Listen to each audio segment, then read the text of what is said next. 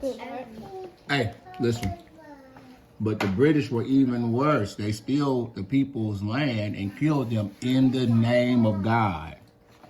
They said that God told them that they could do this, that land belongs to them, even though other people that lived there, they felt like that God was so much on their side that God wanted them to take control of the land and take it from the people. Because if God was with the other people, then they would live the way they were living, and they would live more like the British.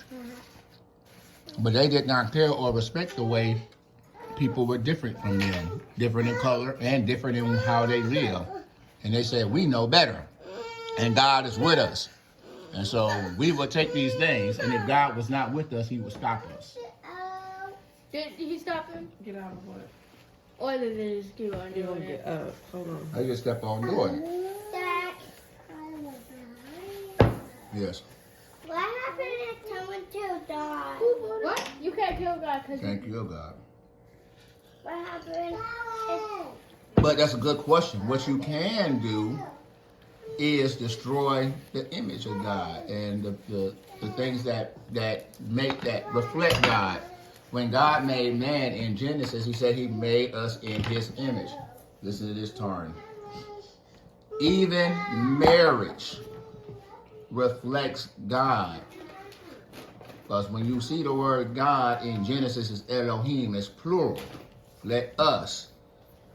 And so when we think of Christ, Jesus, Yeshua, the Son of God, it's the reflection. So listen. And so even this relationship mommy and I have are supposed to reflect something about God. Us plus y'all are like three, like God. And so if anybody messes up a marriage, it's like messing up the image of God. And so when we get married and we're thinking about marriage and stuff like that, the enemy, like Satan, is always trying to do things to destroy the image of God, and even marriages. That's why it's important to keep your panties on and all these kind of things. Because once your underwear on, because once you start making these false marriages, it reflects bad on God, and it is wickedness and sin, because it does not reflect the nature of God the way he says he wants to be reflected. In Genesis, a man should leave his mother and father and cleave to his wife and become one with her. Stay with her only.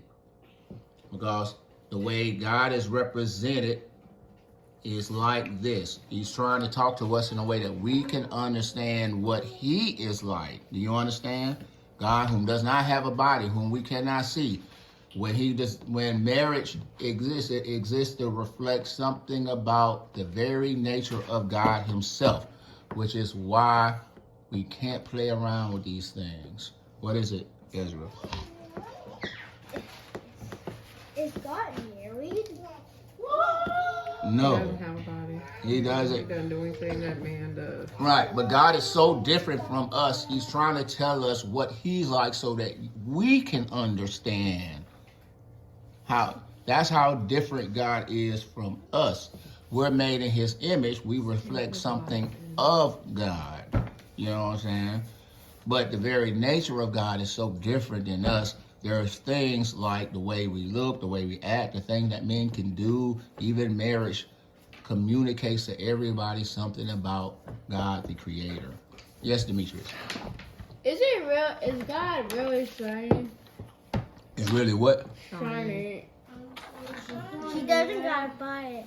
Maybe. Oh, I mean, there's no sun in heaven. It's just illuminated. yeah, just think of light. If you were looking at brilliant white light, like you know how when you have an idea and it seems like it flashes in your mind, like, oh, it got it.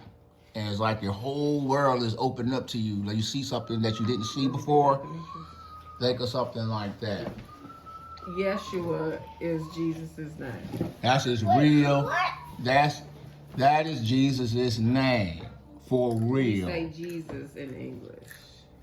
Really, we don't say Jesus in English. They say Jesus in Greek, but we don't speak Greek. How do you speak Greek?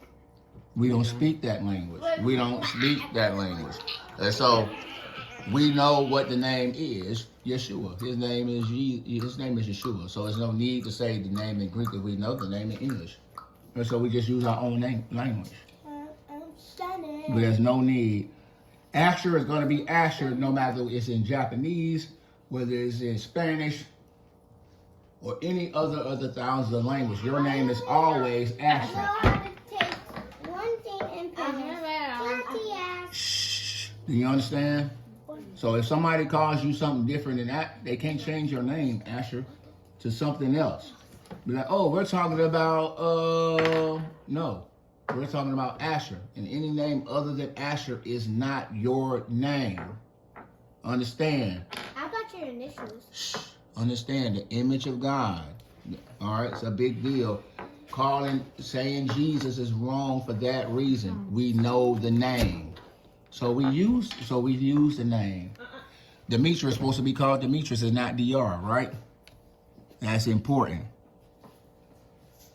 The name of God is even more so important. Dad. I can call you DR because you belong to me. And I say what your name is. You can't say what it is. Yes, Hadassah. His initials. You said it. Demetra told me fuzzy even though I don't like it. What? Poor mess. Don't call me a nickname.